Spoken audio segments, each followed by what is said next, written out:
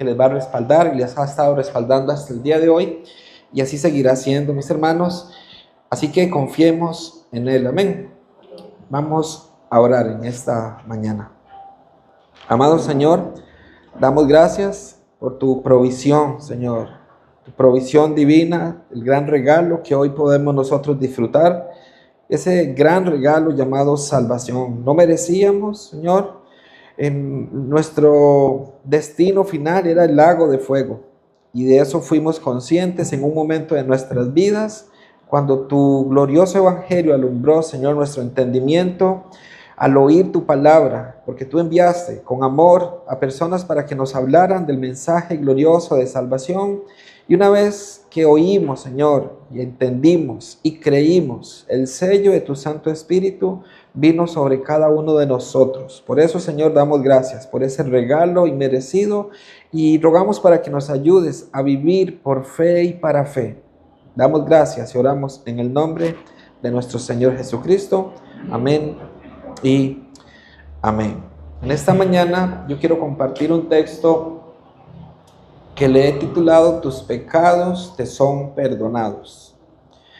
Y el texto que vamos a estar compartiendo está en el Evangelio de Marcos, San Marcos capítulo 1. San Marcos capítulo 2, versículo 1 al 12. San Marcos capítulo 2, versos 1 al 12. Y mientras usted busca en su Biblia estos versículos, yo quisiera que nos preguntemos por un momento, ¿cuál es el mayor problema que traemos hoy? ¿Cuál es el mayor problema? ¿Cuál es el mayor problema que hoy las personas a nuestro alrededor tienen? Porque en este pasaje que vamos a estar estudiando, compartiendo en esta mañana, mis hermanos, veremos un encuentro providencial de nuestro Señor Jesucristo con un hombre que tenía un serio problema. Entonces, ¿cuál es el problema con el que hoy decimos, este es mi mayor obstáculo, este es mi mayor problema, el cual quiero presentar delante de Dios? Dice San Marcos capítulo 2, versículo 1 en adelante. Entró Jesús otra vez en Capernaum después de algunos días, y se oyó que estaba en casa, e inmediatamente se juntaron muchos, de manera que ya no cabían ni aún a la puerta, y les predicaba la palabra.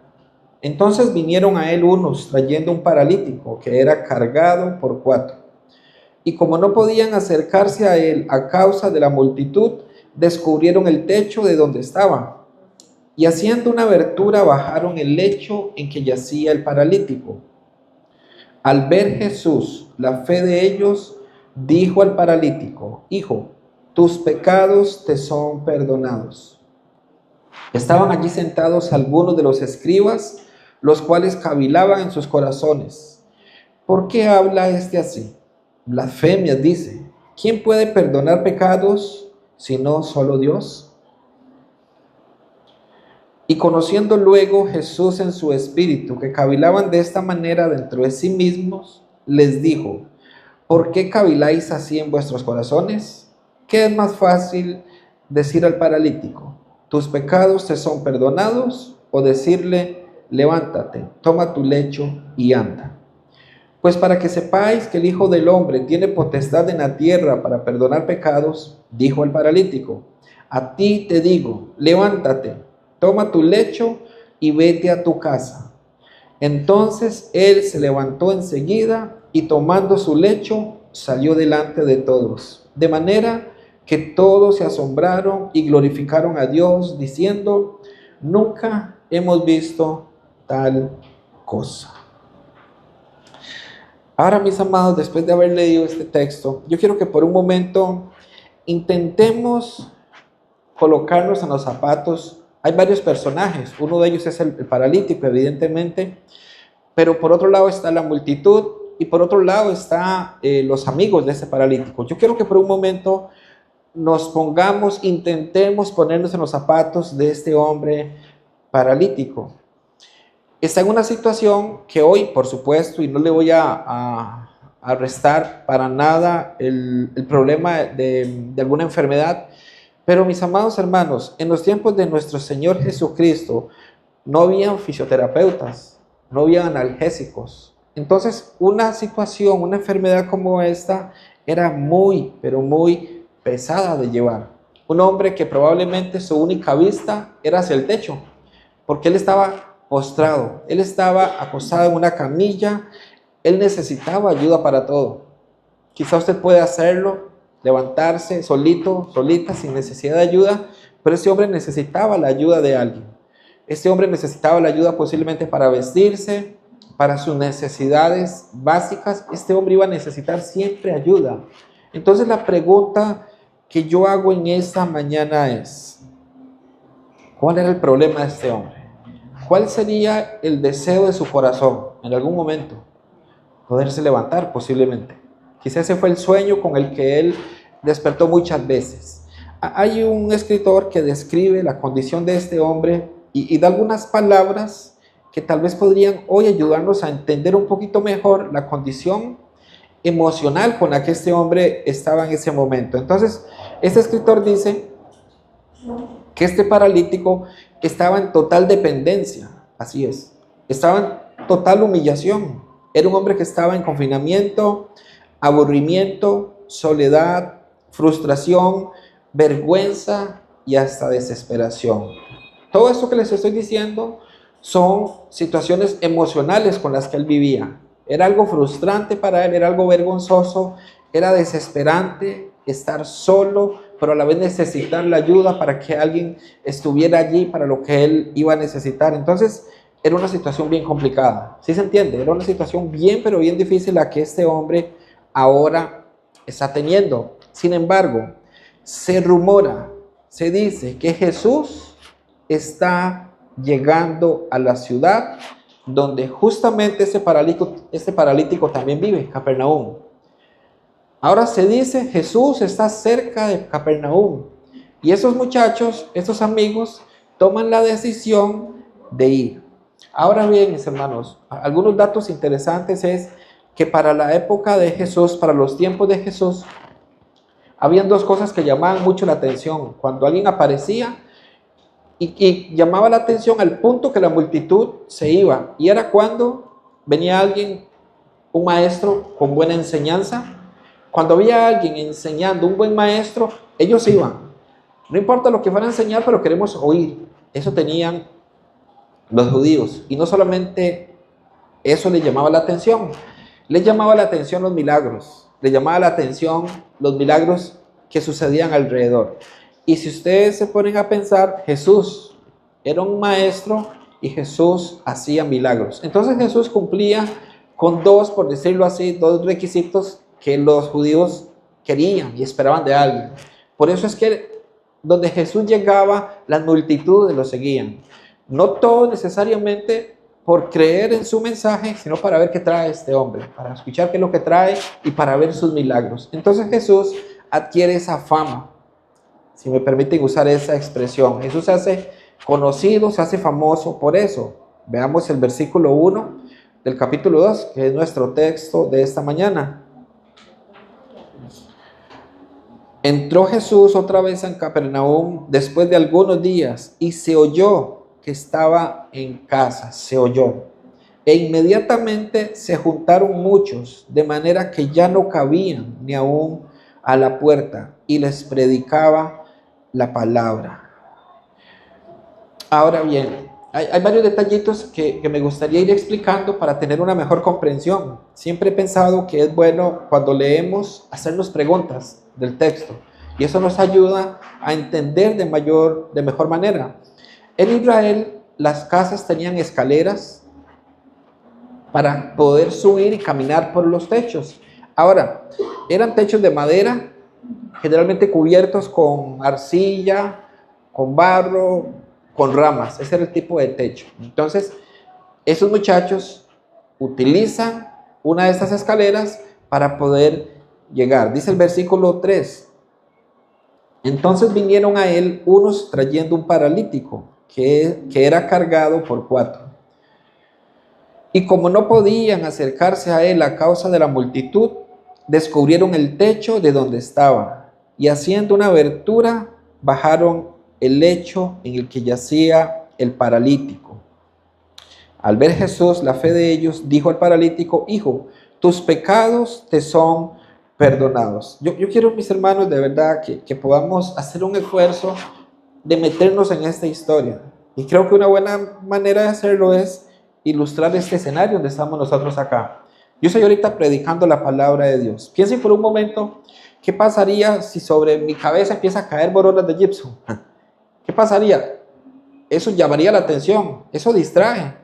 Alguien está tratando de entrar. Yo posiblemente de la manera más amable le diría a alguno de ustedes: hermanos, vaya, díganle que no hagan ruido, díganle que no distraigan. Si no conozco esta historia, posiblemente sea mi reacción. Pero ¿notaron cuál fue la reacción de Jesús? La reacción de Jesús fue al ver la fe de ellos. Jesús ve algo muy diferente. Nosotros veríamos distracción, pero Jesús logra ver algo diferente. Y lo que Jesús ve es una fe en ellos. Ahora, esta historia, mis hermanos, nosotros la encontramos en 3 evangelios. Y en los 3 evangelios en que es narrada coincide la expresión al ver la fe de ellos. Y ahorita vamos a ver algunos versículos que narran los evangelios. Aquí abro un paréntesis para explicar esto que acaba de mencionar. Usted sabe que hay 4 evangelios: Mateo, Marcos, Lucas y Juan, ¿cierto? Son 4. Muchos de ellos narran la misma historia, pero algunos tienen una óptica diferente. Y algunos han querido decir que hay contradicción en uno y otro, mis hermanos. Y yo tengo que ser muy claro con esto. La Biblia no trae una sola contradicción. Hay puntos de vista muy diferentes. Y de hecho enriquece más la escritura, enriquece más la Biblia, porque es como 4 personas vieron una misma escena desde diferentes puntos de vista. Por eso en algunos aparecen algunas palabras que quizá Mateo no mencionó. Quizá porque Lucas estaba más cerca y oyó, Mateo estaba más lejos y simplemente él observó lo que dijo. Pero nunca vamos a encontrar contradicciones, nunca. Y tal vez les pueda dar un ejemplo para que esto nos quede todavía más claro. Dios quiera que no, pero si ahorita allá afuera algún autobús viene y golpea a algún motociclista, supongamos que algo así sucede, entonces vienen los medios de comunicación, entonces viene una televisora, no sé, Canal 6 con su noticiero, y en el momento en que llegan, el motociclista está muy alterado y está gritándole al chofer del autobús: alterado, alterado. La noticia posiblemente diga: colisión entre autobús y motociclista. El motociclista extremadamente alterado. Eso dice la noticia. Pasan 5 minutos, vienen los paramédicos, tranquilizan al motociclista, el motociclista se sienta y ya, se le pasó el enojo. Llegó Canal 7 y Canal 7 dice: colisión entre autobús y motociclista. El conductor, ambos conductores sumamente tranquilos. ¿Hay contradicción? No hay contradicción. Hay una óptica diferente, pero la contradicción no existe, porque ¿cuál es la noticia? Un autobús colisionó con una motocicleta. No se alteró para nada, pero la óptica con la que lo vieron no cambió para nada eso. ¿Sí me explico? Entonces, por eso es que se enriquece más la escritura cuando leemos los evangelios y podemos ver un relato narrado desde de Lucas, por ejemplo, con su entendimiento diferente al de Mateo o al de Juan. Y eso, mis hermanos, es muy, pero muy rico para nuestro crecimiento en conocimiento de la palabra de Dios. Entonces, habiendo dicho eso, 3 de los 4 evangelios dicen que Jesús vio la fe de ellos, pero no era una fe cualquiera, no era una fe cualquiera, mis hermanos. Y yo creo que aquí es donde nosotros tenemos que ir teniendo mucho cuidado, porque no se trata de decir: yo tengo mucha fe. El asunto es: ¿dónde está colocada mi fe? Si está colocada en el objeto correcto o no. Esto, mis hermanos, es de verdad sumamente delicado.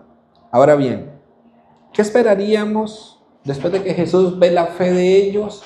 Baja el muchacho y lo tiene frente a frente. ¿Qué esperaría la multitud? ¿Qué esperaríamos nosotros? Este hombre ha tenido esta enfermedad desde hace tanto tiempo. Ese hombre ha deseado poder caminar. Este hombre ha podido desear moverse por sí solito. ¿Qué esperaríamos que Jesús le diga? Creo que la respuesta que esperaríamos, sin conocer la historia, si no la conocemos, es: levántate, camina. Esa sería la respuesta que esperaríamos. Y quizás esa era la respuesta que esperaba toda la multitud.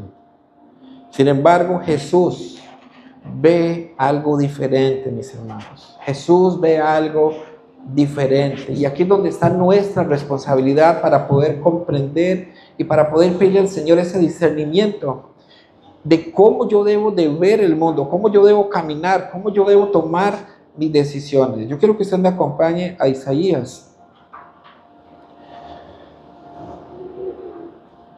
Isaías capítulo 55.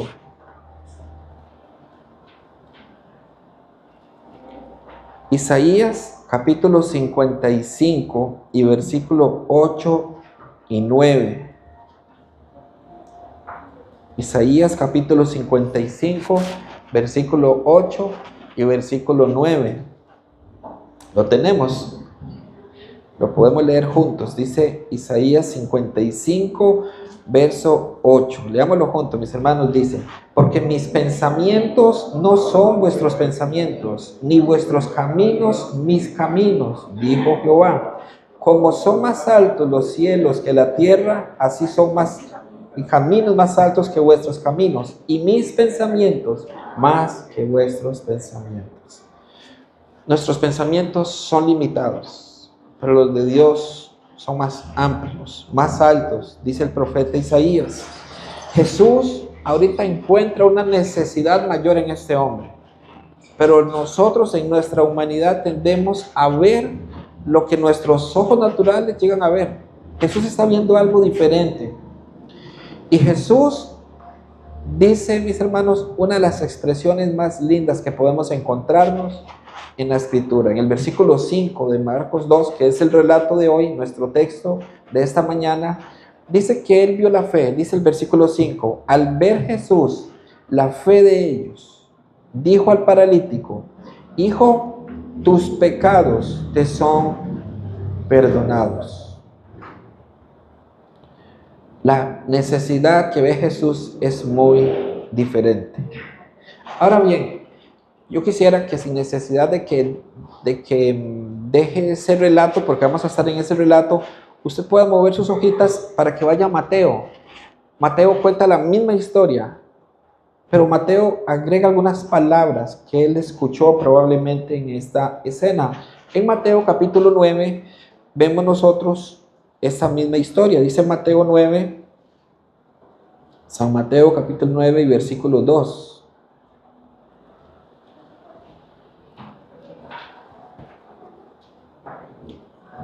Dice así Mateo capítulo 9 y versículo 2, contando la misma historia que Marcos nos está contando.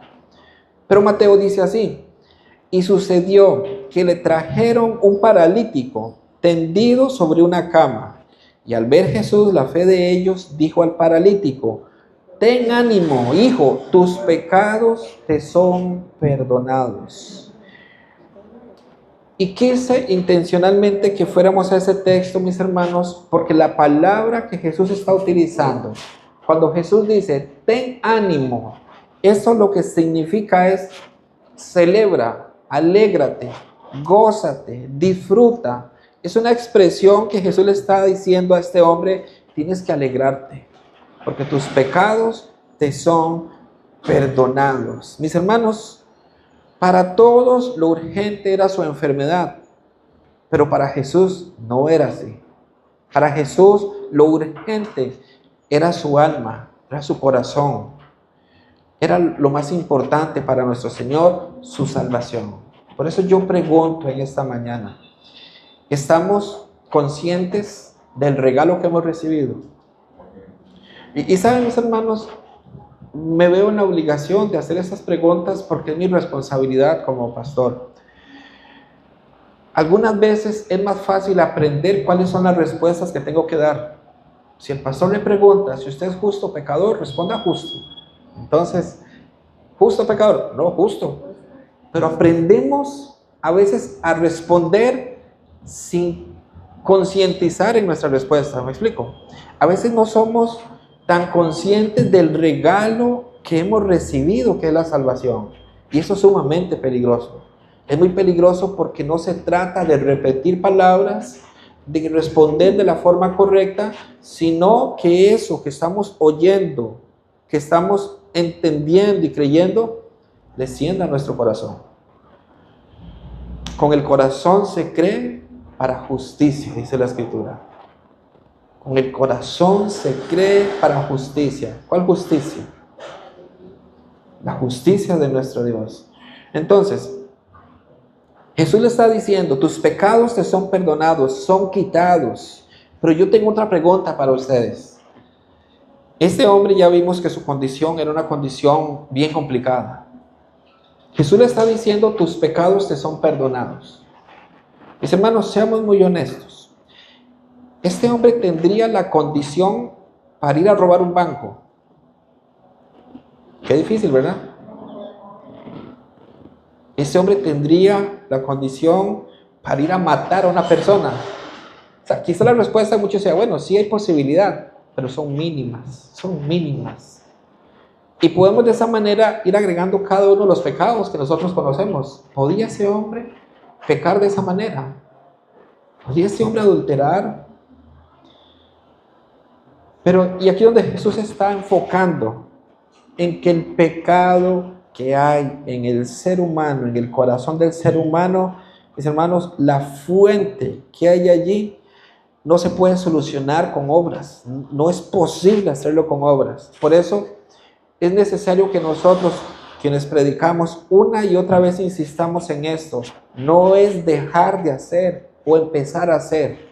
El problema de la humanidad es su nacimiento. Ese es el problema del ser humano. No fue que en algún momento de su vida, sus 2 años, 3 años de vida, empezó a conocer el pecado y empezó a pecar. No, el pecado esperó para empezar a manifestarse de la manera en que se llega a manifestar. En algunos a través del alcoholismo, en otros a través de las drogas, a través de las mujeres, a través de la pornografía. Diferentes maneras en donde el pecado va a manifestarse en los seres humanos. Pero el problema no fue allí, el problema ya venía de raíz.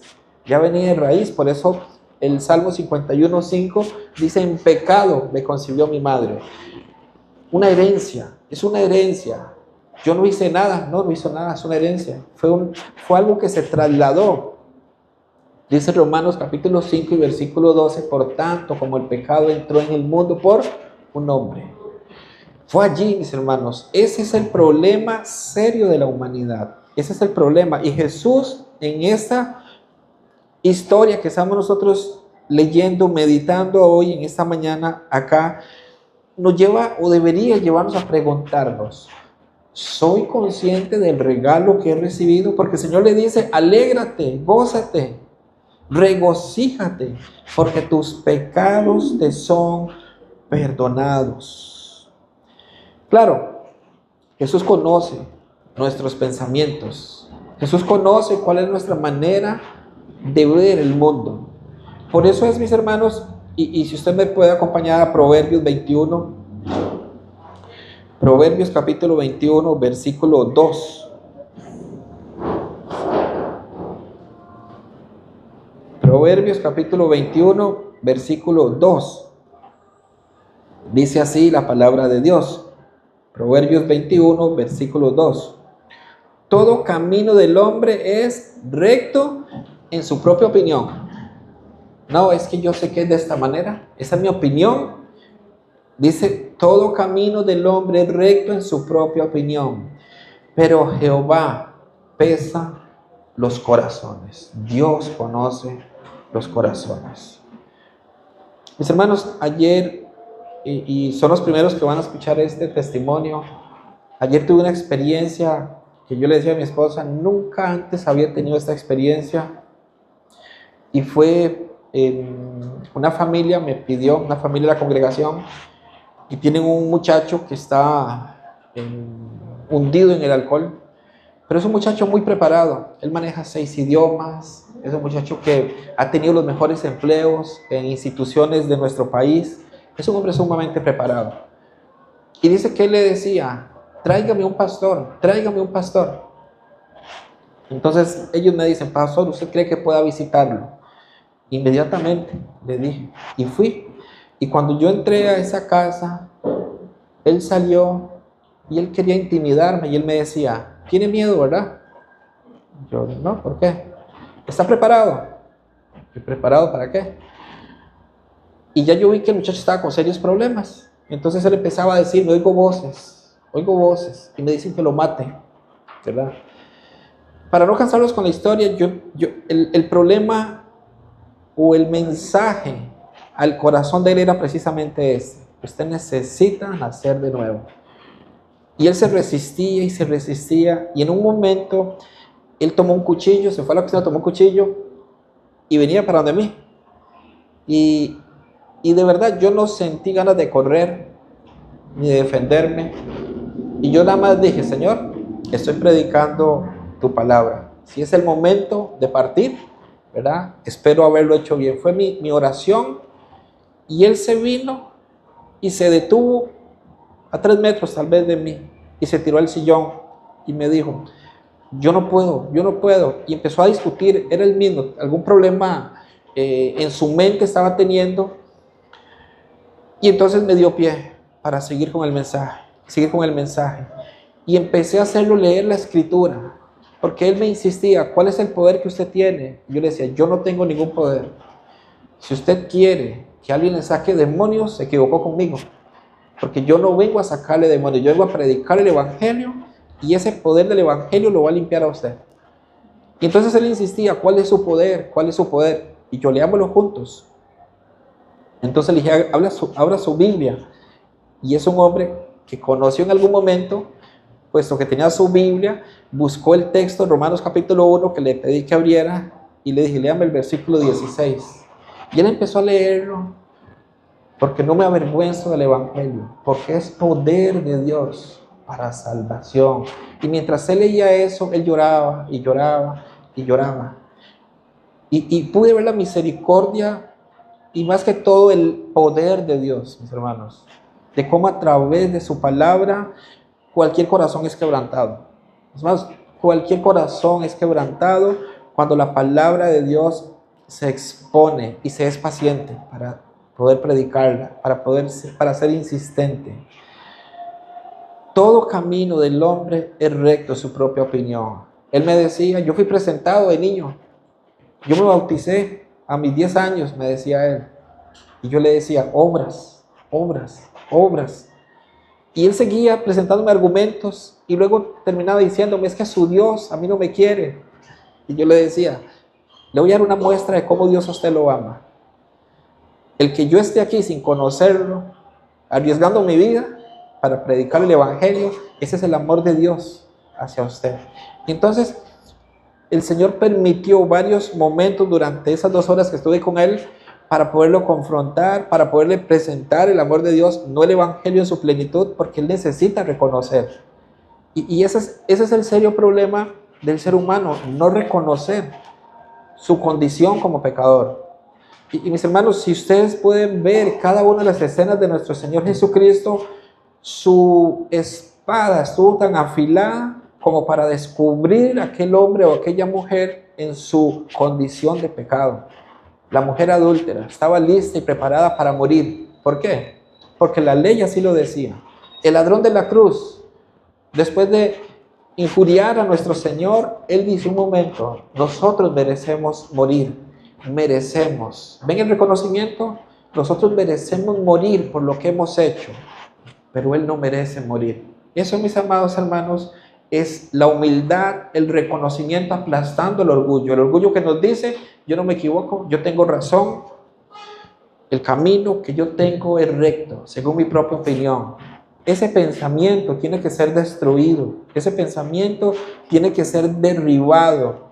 Y nosotros, amados hermanos, aun cuando hemos renacido, aun cuando hemos sido sellados por el Espíritu Santo, necesitamos la guianza en su palabra para que podamos imitarlo a Él. ¿Imitarlo en qué sentido? En todo, pero principalmente en esa humildad y en esa mansedumbre. Jesús nunca dejó escrito ni a los discípulos ni a su iglesia lo siguiente: aprendan a hacer milagros como yo hago. Nunca lo encontrará usted en la escritura. Jesús nunca dijo: aprendan de mí a hacer milagros, aprendan de mí a hacer esto. No. Pero Jesús sí dijo: aprendan de mí. ¿A qué? A ser mansos y humildes de corazón. Él dijo: de eso aprendan de mí. ¿Por qué de Él? Porque no hay otra persona en la que podamos aprenderlo. Solamente de Cristo podemos aprender a ser mansos, a ser humildes de corazón, a entender que trabajamos, que servimos bajo su voluntad. El camino que nosotros queramos presentar, si no es un camino que la Biblia respalda, es un camino contrario a Dios. Jesús deja claro entonces que todo ser humano, desde su nacimiento, necesita de Cristo. ¿Cuántas veces soñaría este hombre con caminar? Y probablemente él decía: ese sería el fin de mis problemas. ¿Conoce usted alguna persona que haya dicho: si yo tuviera un mejor trabajo, se acabarían mis problemas? Un mejor trabajo. O alguien que dice: si yo tuviera un novio, ya sería la mujer más feliz. ¿Conoce alguno? No vuelva a ver a nadie acá, ¿verdad? O viceversa. Aquel muchacho que dice: yo lo único que le pido a Dios es una novia, y ya sería yo el hombre más feliz. Si yo tan solo tuviera 1,000,000 de colones en esta mañana, yo sería feliz. 100,000 colones. Pero si se dan cuenta, siempre es como un pensamiento: yo lo que necesito es esto. Bueno, posiblemente ese hombre decía: si yo caminara, sería tan feliz. Ese es mi mayor problema. Pero Jesús lo veía de otra manera. Mis hermanos, si Jesús hubiese llevado sanidad sin perdón de pecados, la situación en la que este hombre hubiese quedado sería peor. Si no hay perdón de pecados y hay sanidad allí, sería una condición peor. Lamentablemente, muchos piensan que es el mejor trabajo, que ese hombre, que esa mujer, que si tan solo consiguiera, piensan que esa sería la solución a sus problemas. Y por eso mi intención es que hoy meditemos: ¿es verdaderamente esa la solución para un mundo necesitado? Porque pensar que eso trae una vida plena es un pensamiento muy, pero muy equivocado. Hay una periodista llamada Cynthia Hellman. Ella investigó acerca de gente muy famosa, gente de farándula. Entonces ella, en uno de sus artículos, dice: ellos, refiriéndose a esos hombres famosos y mujeres famosas, después de obtener lo que tanto querían, se volvieron en personas insoportables y aún mucho más infelices que antes. Antes eran personas agradables, pero ahora su ira es terrible. Querían fama, trabajaron, se esforzaron, pero luego querían algo más. Por lo que tanto lucharon, después de alcanzarlo, se dieron cuenta que nada había cambiado. Ese es el corazón del ser humano: querer más y más. De hecho, Salomón dice en Eclesiastés, yo ahorita recuerdo la cita, él se refiere y él dice que el ojo nunca se sacia de ver, ni el oído de oír. Nosotros tenemos esa tendencia, mis hermanos. Por eso es la importancia de comprender qué es la guerra que nosotros debemos llevar, la guerra espiritual. Ustedes y yo tenemos una guerra espiritual, y esa guerra espiritual es con la carne que nos va a incitar una y otra vez, la carne que nos va a empezar a llamar, a susurrar, y que si no estamos firmes, hermanos, podemos resbalar. Es interesante cómo Jesús enfatiza la importancia de que este hombre fuese salvado antes de ser sanado. Para Jesús, ninguna necesidad va a ser mayor que la del perdón de los pecados. Ninguna, mis hermanos, ninguna. Ninguna va a ser mayor que la necesidad que teníamos y tenemos y tiene la humanidad del perdón de pecados. ¿Y sabe por qué esto es así? Porque es que Jesús tuvo que venir y encargarse en cada uno de los encuentros que tuvo con diferentes hombres, diferentes mujeres, de hacerles ver su condición. Mis hermanos, la razón es porque habrá un día, va a haber un día de juicio. A veces nosotros caminamos, y eso también lo menciona Salomón, nosotros a veces somos calculadores, el ser humano es calculador y dice, bueno, ya hice esto que supuestamente es pecado, pero no pasó nada. Y como somos calculadores, seguimos y empezamos a perder el temor. De niños nosotros éramos más temerosos. De niños, hacerle una mentira a nuestros padres, probablemente mientras mentíamos, nuestro corazón se agitaba. El corazón se agitaba cuando dábamos la mentira, cuando hacíamos algo malo, se nos agitaba. Pero conforme vemos que no sucedía nada, el corazón deja de agitarse y ya lo vemos como algo normal. El problema es que Dios todo lo ve. Dice Hebreos capítulo 4 y versículo 13. Hebreos capítulo 4, verso 13 dice así: y no hay cosa creada que no sea manifiesta en su presencia. Antes bien, todas las cosas están desnudas y abiertas a los ojos de aquel a quien tenemos que dar cuenta. ¿Lo vemos, hermanos? Porque es que el evangelio es necesario en una humanidad que quiere tener su propia forma de pensar. Va a haber un día, y ese es el problema del hombre, que en su pensamiento es, no sucedió nada, puedo seguir. Va a haber un día, va a haber un momento en donde dice la Escritura que se tendrá que dar cuenta delante de Dios. Ahora, y la buena noticia es que ese mismo Dios que establece ese juicio, Él decidió resolver el gran problema. Él decidió resolverlo y a costa de un gran sacrificio, la muerte de nuestro Señor. Sigamos leyendo nuestro texto de esta mañana, Marcos capítulo 2, versículo 6.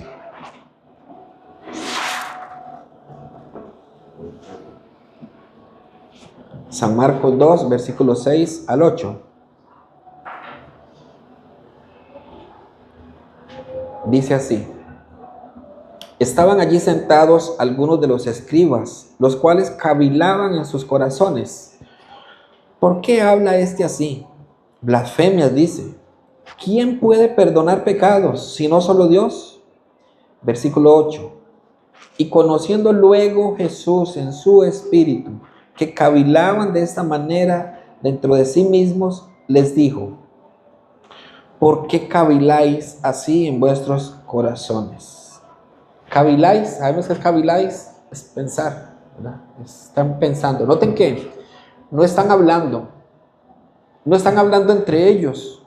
No es que están diciéndose uno al otro, pero ¿quién es este? No, en sus mentes, en sus pensamientos, ellos están cavilando, diciendo: ¿por qué este habla así? Blasfemias, dice. Es curioso porque no han pronunciado una sola palabra. Mis hermanos, pero lo que piensas en tu mente, Jesús lo conoce. O sea, lo que nosotros pensamos, Jesús lo conoce. De hecho, la palabra que utiliza para cavilar en el versículo 8, en su original es un diálogo interno. Un diálogo interno. Ustedes y yo tenemos un diálogo interno todos los días. Todos los días. Cuando usted está peinándose frente al espejo, maquillándose, dice: ay, ¿en qué momento salió esta arruga? ¿O en qué momento salió esta cana? Y usted lo está hablando usted misma, usted mismo. O sea, nosotros tenemos un diálogo interno. Y no es porque estamos locos. Nosotros conversamos con nosotros mismos. Por eso el salmista dice: alma mía, bendice al Señor. Es un diálogo interno, es una orden que le da en ese momento. Nosotros tenemos diálogos internos, pero para no desviar el tema, acá Jesús está conociendo lo que ellos están pensando y les dice: ¿por qué caviláis así en vuestros corazones? ¿Por qué lo hacen? Ellos lo que piensan es así. Ellos están pensando: Jesús le está diciendo que sus pecados le son perdonados. Pero ellos entienden algo. Ellos lo que entienden es que solo Dios puede perdonar pecados. Entonces su pensamiento está bien, porque ellos dicen, solo Dios puede perdonar pecados. ¿Quién es este? ¿Por qué se le ocurre perdonar pecados? En otras palabras, Jesús está diciendo, yo soy Dios. Y esto chocó a los fariseos. Mis hermanos, ¿por qué? Los fariseos sabían que solo Dios podía perdonar pecados porque los pecados se cometen contra Dios. Es contra Dios que se cometen los pecados. Dice el Salmo 51:4. Contra ti solo he pecado y he hecho lo malo delante de tus ojos, para que sea reconocido justo en tu palabra y tenido por puro en tu juicio. Eso dice el Salmo 51:4. Contra ti. Y esto lo dice David después de haber pecado con Betsabé y después de haber matado a Urías. Pero noten su expresión, contra ti pequé. El ser humano peca contra Dios. Es contra Dios el pecado que nosotros cometamos. Aunque usted diga, pero qué raro, yo le grité o pequé contra mi marido, contra mi mujer. Contra Dios pecó. Y el Salmo 103 es cuando nos dice, Él es quien perdona todas tus iniquidades. Él es quien perdona. Entonces ven cómo los fariseos se cuestionan. Ellos dicen, según nuestro entendimiento, solo Dios puede perdonar. Porque este hombre está perdonando a ese paralítico. Jesús está diciendo, yo soy Dios. Yo quiero que por un momento, me gusta a veces ilustrar algunos textos porque nos ayudan un poquito, un mejor entendimiento, una mejor comprensión. Pensemos por algún momento que alguien le ofende a usted. Alguien viene y le ofende y usted se siente bien ofendido por las palabras que esa persona utiliza. Pero piense que viene su mejor amigo, su mejor amiga, a los 2 días de que sucedió este evento, y le dice, vieras que me encontré a la persona que le ofendió a usted y yo decidí perdonarlo. ¿Cómo se sentiría usted? Dice, no, la ofensa fue contra mí. ¿Sí me explico? O sea, si a mí me ofenden, ¿por qué van a decirle porque Joshua va a ir a decirle, yo los perdono? No, a él no lo ofendieron, fue a mí. Yo tendría que decidir perdonar o no. La ofensa o los pecados son contra Dios. Pero Jesús está diciendo, yo te perdono los pecados. ¿Ven cómo Jesús está diciendo, yo soy Dios? Y esto choca a los fariseos, esto suena raro para ellos. Porque ellos dicen, nadie puede perdonar de esa manera si no es Dios. Por eso dicen blasfemias, dice. Si Jesús es cualquier persona, estaría diciendo blasfemias. Pero como es el Hijo de Dios, Él está diciendo verdad. Ahora Jesús hace la pregunta. Versículo 8. Y yo creo que meditemos en esa pregunta, porque dice Marcos capítulo 2, versículo 8 y 9. Y conociendo luego Jesús en su espíritu que cavilaban de esta manera dentro de sí mismos, les dijo, ¿por qué caviláis así en vuestros corazones? Aquí viene la pregunta. ¿Qué es más fácil decir al paralítico, tus pecados te son perdonados? O decirle, levántate, toma tu lecho y anda. Mis hermanos, no es tan sencilla la pregunta. Si Jesús decía, supongamos que la respuesta sea, decir tus pecados te son perdonados. Nadie puede ir al cielo para verificarlo, ¿verdad? Nadie puede ir al cielo para verificar si es así o si no es así. Entonces, lo que está diciéndonos y lo que quiero que veamos es cómo Jesús plantea la pregunta para ver otra perspectiva con el paralítico. Antes de que Jesús llegara a Capernaum, antes de este momento, Él sana a un leproso. Y la forma en que lo sana es simplemente, el leproso dice, si quieres, puedes limpiarme. Y Jesús le dice, quiero, sé limpio.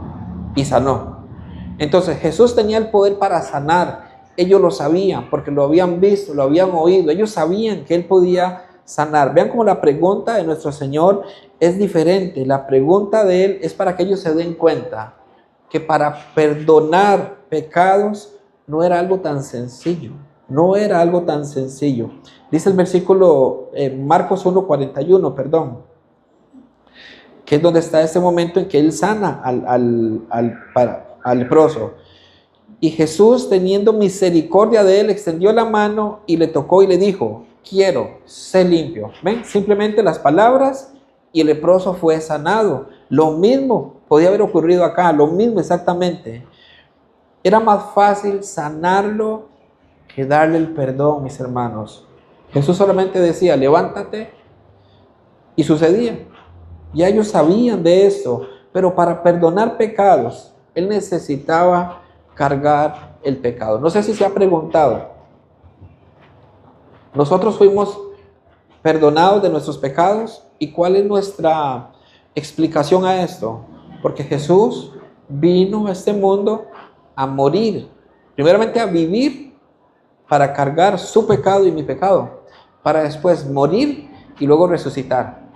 Pero cuando Jesús encuentra a este hombre, Jesús no ha muerto, Jesús no ha resucitado.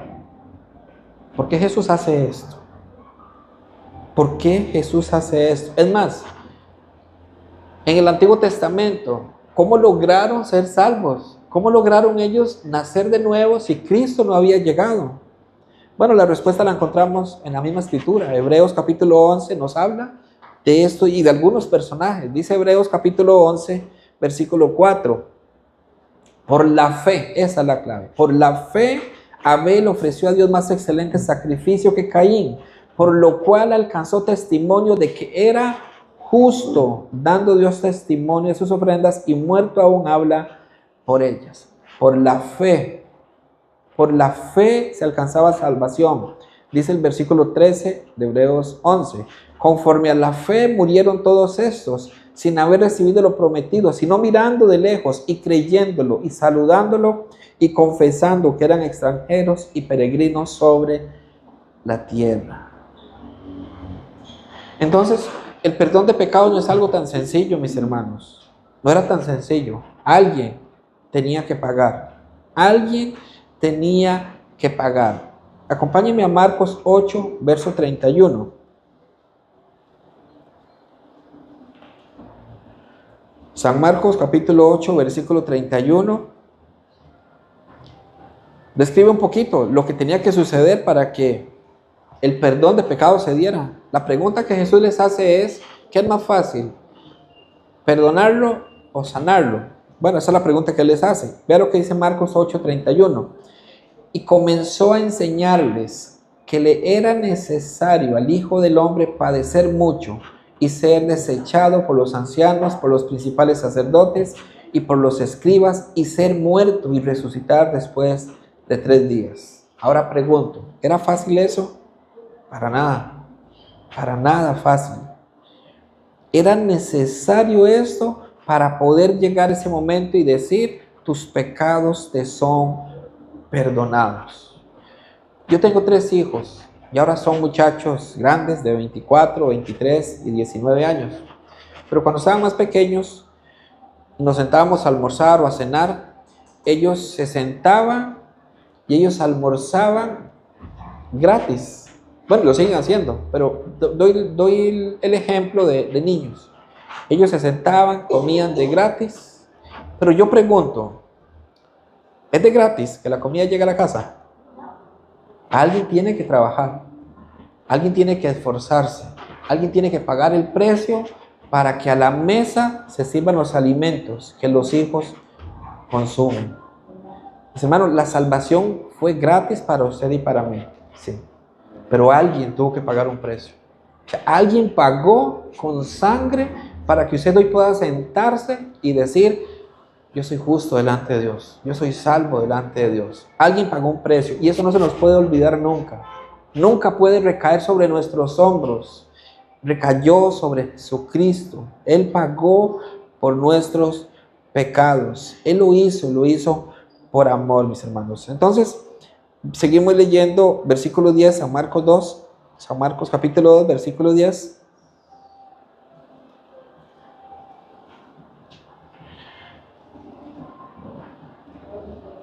San Marcos capítulo 2, versículo 10. Pues para que sepáis que el Hijo del Hombre tiene potestad en la tierra para perdonar pecados, dijo al paralítico, a ti te digo, levántate, toma tu lecho y vete a tu casa. Entonces él se levantó enseguida y tomando su lecho salió delante de todos, de manera que todos se asombraron y glorificaron a Dios diciendo: nunca hemos visto tal cosa. Acá vemos entonces una parálisis sanada, sí. Sus músculos se fortalecen, él se levanta. Pero mis hermanos, esto fue una evidencia del poder y de la autoridad de nuestro Señor en ese momento. Su poder, su autoridad se manifestó a través de este milagro. Eso fue lo que hizo nuestro Señor. Pero este hombre en algún momento murió. Este hombre en algún momento tuvo que morir. Por eso es que no existe mayor bendición, mayor regalo que la salvación del alma. Hermano, nunca nada va a superar eso. Ese hombre se levantó ese día, pero su cuerpo se llegó a deteriorar en algún momento para finalmente volver al polvo. Y tal vez el recordatorio que voy a hacer, por si alguno no lo sabía, es que todos vamos a morir, ¿verdad? Todos vamos a morir, mis hermanos, todos vamos a morir. Una vez vi un letrero en un gimnasio, suena gracioso, pero así decía en el gimnasio, decía así: come bien, haz ejercicio y muérete de todos modos. Porque al final la persona, aunque haga ejercicio, aunque coma bien, va a terminar en la tumba. Es una realidad para todos. Esa es una realidad para todos, mis hermanos. Ahora, este perdón le dio a Dios, a este hombre, libertad y le dio el gozo para que ahora él pudiera vivir diferente a como él estaba viviendo antes. Ahora, la sanidad de este hombre fue gloriosa, pero fue temporal. En cambio, el perdón de pecados le garantizó una eternidad completa en Cristo, mis hermanos. Una eternidad completa en libertad. Así de sencillo, así de fácil. Pablo nos habla una y otra vez de la necesidad que él tiene de predicar evangelio y que no descansa en su conocimiento, en su sabiduría de palabras, sino en el poder del evangelio. Y mis hermanos, nosotros tenemos un problema con un pensamiento muy moderno. Muchas personas esperan un veredicto después de un desempeño. Después de esforzarme mucho, quiero recibir mi recompensa. Y ese pensamiento es un pensamiento moderno, es un pensamiento que incluso se maneja desde muchos púlpitos. Pero el mensaje del evangelio es totalmente diferente. El mensaje del evangelio es: viene el veredicto primero y después el desempeño. Primero viene la sentencia de parte de Dios y luego el desempeño. En otras palabras, yo recibo salvación no por lo que me esforcé. Y cuando entiendo que Cristo lo hizo por mí, ahora viene mi agradecimiento. Ahora viene mi vida de servicio al Señor, mi desempeño. No para ganarme algo, porque no me lo pude ganar, sino para agradecer. Un agradecimiento eterno de lo que el Señor hizo en mi vida. A mí me gusta a veces leer algunos artículos que tienen que ver con la vida. Me gusta conocer el pensamiento y compararlo con lo que la Escritura dice. Y hay una mujer famosa, sé que la mayoría la conoce, Madonna. Madonna escribió algo que a mí me sorprendió y voy a leerles lo que ella escribe. Ella escribió lo siguiente, y eso fue hace unos 5 años. Ella dice: mi impulso en la vida proviene del temor a ser mediocre. O sea, a ella le da miedo ser mediocre, entonces se impulsa para hacer cosas nuevas. Dejo atrás la fascinación y me percibo a mí misma como un ser humano especial, dice ella. Pero después descubro que aún soy mediocre y poco interesante, a menos que haga otra cosa. Porque a pesar de que me he convertido en alguien, todavía tengo que demostrar que soy alguien. Mi lucha no ha acabado y creo que nunca acabará. Es una mujer famosa, no conoce al Señor, pero habla sabiduría. Casi que lo mismo que Salomón dijo en algún momento de la vida. Salomón dijo, Eclesiastés 1:8 es el texto: todas las cosas son fatigosas más de lo que el hombre puede expresar. Nunca se sacia el ojo de ver ni el oído de oír. Mis hermanos, el evangelio nos da a nosotros el veredicto y luego viene el desempeño. Para cerrar ya en esta mañana, mis amados hermanos, no olvidemos el mayor regalo que hemos recibido en nuestras vidas, que es la salvación. No lo olvidemos nunca. Y el no olvidarlo nunca nos debería, que no me va a dar tiempo de poderlo exponer hoy, al ver la fe de ellos. Hubo 4 personas que se esforzaron para poder llevar a este hombre que no podía por sí mismo a los pies de Jesús. Y esos 4 hombres representan, son la sombra de la iglesia. Ustedes como iglesia, yo como iglesia, tenemos una labor de poder ir y levantar a aquel paralítico y llevarlo a Cristo. Aun cuando hayan obstáculos. ¿Tuvieron sí o no obstáculos estos hombres para llevar a su amigo de Cristo? Tuvieron muchos obstáculos, pero ellos se mantuvieron firmes, al punto que Jesús vio la fe de ellos. Qué lindo que cada vez que nosotros tengamos la oportunidad, mis amados hermanos, podamos volver a ver a aquellas personas que necesitan a Cristo, que siguen caminando según sus pensamientos, para que podamos juntos como iglesia, como la luz de Cristo, la luz de Él mismo, alumbrar donde están necesitando escuchar el mensaje glorioso de nuestro Señor. Una persona que tenga una gran deuda con el banco y alguien viene y le cancela esa deuda, ya tendría, normalmente, si eso ocurriera acá, si alguien tiene una deuda en el banco de 5 millones de colones y aparece alguna muy bella persona y dice, yo voy a pagarle su deuda, va y la paga, ya ese hombre no aparece como deudor, ¿cierto? Ya no hay deudor, ya alguien pagó. ¿Cómo quedaría la cuenta? En ceros, o sea, queda ceros. Pero ¿saben qué es lo más glorioso del Evangelio, mis hermanos? Que nosotros éramos deudores.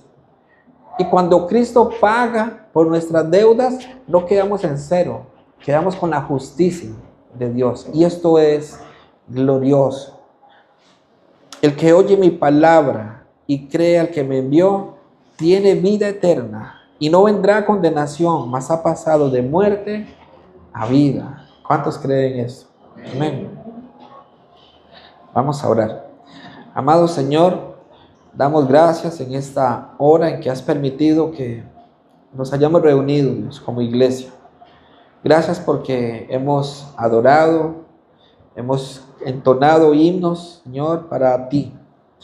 Y hemos expuesto tu palabra, hemos escuchado el mensaje que tú has traído a este lugar, a San Ramón, en donde, Señor, confiamos plenamente en que tu palabra es la que se encarga de sostener toda obra, porque tú has levantado la obra, Señor, y tu misma palabra se encarga de sostenerla. Oro, bendito Señor, para que en nuestras mentes, desde los más pequeños hasta los más grandes que están en esta hora acá reunidos, ese mensaje cale profundo, Dios, de la importancia para nosotros, el reconocer de qué fuimos librados, el poder, Señor, reconocer que la salvación es lo mejor que nos ha sucedido durante esta vida, pero no solamente quedarnos allí, no conformarnos, Señor, porque sabemos que es por fe y para fe. Ayúdanos para que podamos vivir para fe, Dios, dando testimonio, que podamos nosotros predicar, que podamos anunciar el mensaje, invitar a aquellos hermanos, familiares, vecinos, personas que nos rodean y que aún no te conocen, Señor. Ayúdanos para que esa pasión arda en nuestro corazón y anhelemos que estas almas sean salvadas como este paralítico, Señor, y que puedan entender que su necesidad mayor es precisamente la de su alma. Damos gracias por tu palabra y oramos en el nombre de nuestro Señor Jesucristo. Amén y amén. Que el Señor bendiga sus vidas.